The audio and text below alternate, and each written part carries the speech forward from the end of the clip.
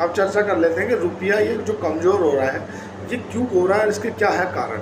देखो कई बार क्या है, कंट्रियों को भी रुपये मोनोपुलेशन के आरोप लगाते आए हैं यूरोपियन यूनियन और अमेरिका। हालांकि भारत कभी भी जो रुपया मोनोपुलेट नहीं करता। रुपया मोनोपुलेट कैसे होता है, कभी कहीं जो देश है ना वो अपनी देश की करेंसी को कमज़ोर कर लेते हैं कारण, ताकि उनका जो दूसरे देशों में जो एक्सपोर्ट करते हैं ना वो उन देशों में सस्ता लगने लगे। लेकिन इसके कई पॉजिटिव भी हैं और कई नेगेटिव भी हैं।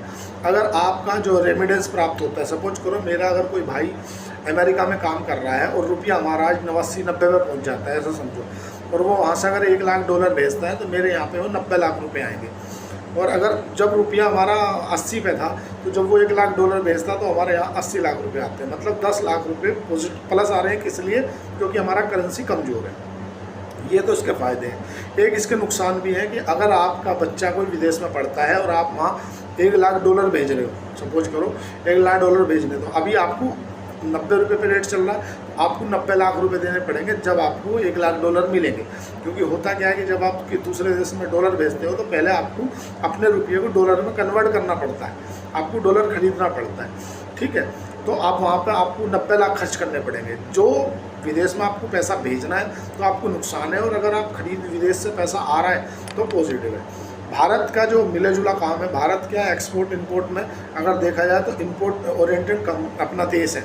मतलब ज़्यादातर जो हम क्रूड ऑयल है ना वो इंपोर्ट करते हैं तो इसीलिए भारत में ये एक तरह से नुकसान ही है, एक तरह से देखा जाए तो। इससे हालांकि जो एक्सपोर्ट हमारे प्रभावित हो रहे हैं ना वो तो कहीं ना कहीं उनके लिए तो पॉजिटिव है कि भाई अगर किसी को सपोज करो 70 रुपये का $1 इज इक्वल टू 70 रुपये, अब इन्होंने टैरिफ लगा दिया, उसमें 70 में 10-15-25% टैरिफ लगा गए, 90 में पड़ रहा है समझ लो। अब $1 इज इक्वल टू 90 रुपये हो गया, मतलब हमारी करेंसी कमज़ोर होगी। तो जो एक्सपोर्टर है ना उनके लिए तो फ़ायदा है, क्योंकि जो दूसरे देश है ना उन्हें हमारी करेंसी कमज़ोर लगने के चलते फ़ायदा लगने लगता है।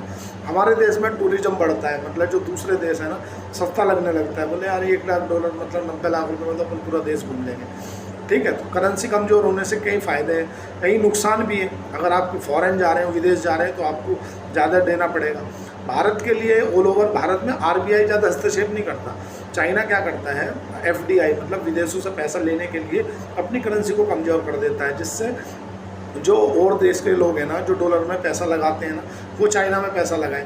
इसीलिए चाइना में कई बार आरोप लगते आए हैं, अमेरिका ने भी लगाए हैं। लेकिन भारत के लिए ऑल ओवर ये एक्सपोर्टरों के लिए तो फ़ायदा है, जो एक्सपोर्टर टेक्सटाइल से रिलेटेड है। लेकिन जो इलेक्ट्रॉनिक सामान है जो हम दूसरे देशों से रॉ मटेरियल बुलाते हैं उसके लिए नुकसान है, क्योंकि वो डॉलर में पेमेंट लेते हैं और डॉलर के लिए नुकसानदायी है। चाइना ऐसा करता रहता है। अभी देश में गोल्ड क्यों बढ़ रहा है,